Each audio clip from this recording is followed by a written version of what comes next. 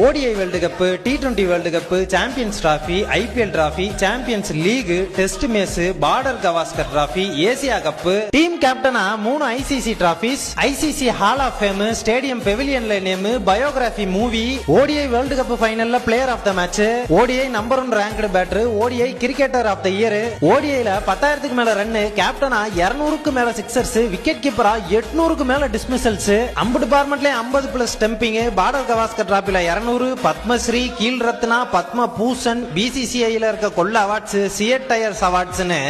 இதுல எதவாச்சும் 1-2 பண்ணாலே பெரிய சாதனையாளரா. ஆனா அது அம்புட்டையும் அசால்ட்டா பண்ண ஒரே ஆளு